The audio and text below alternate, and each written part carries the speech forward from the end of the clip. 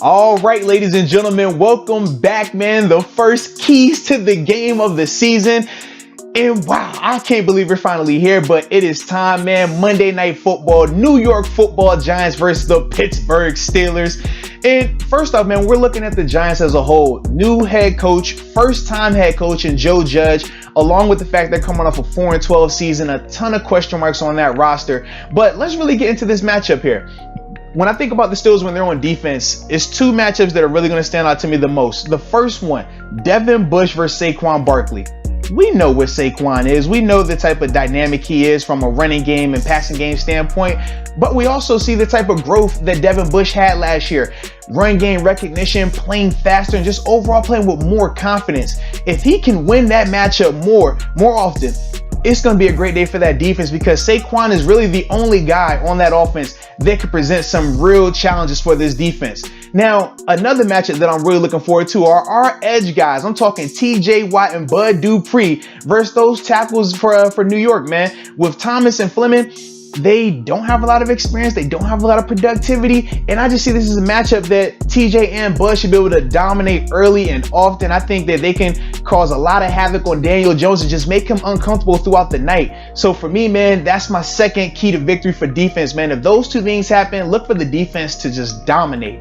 Now, when the Steelers are on offense, two big time matchups, man. The first thing that we need to see happen is Big Ben in this passing attack taking full advantage of a Giants secondary that, number one, was really bad last year, but number two, they just don't have the personnel to match up with your Chase Claypools, your Eric Ebrons, your Jujus, Deontay Johnsons. The list goes on and on.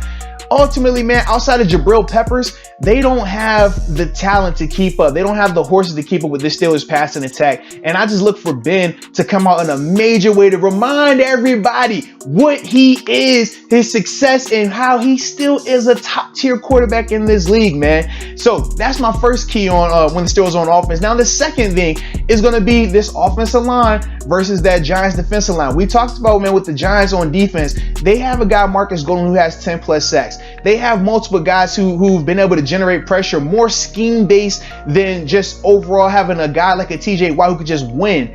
But they could present some challenges. And with our offensive line, as it stands right now, David DeCastro is 50-50 in terms of if he's going to play or not. Obviously, you got two new starters in Matt Fowler moving to left guard, and then Zach Banner being named the right tackle. So you could potentially have three new people starting on the offensive line against this Giants defensive line that is their strength of defense for them, their strength on defense. So that's going to be a matchup that's going to be critical in terms of the O-line being able to win that matchup, not only in the run game, but in the pass game, protecting Ben. If they can do that, man, the Steelers will handle business on Monday night, and we will all be enjoying it. So make sure you tune in, man. I appreciate y'all as always. And until next time, peace.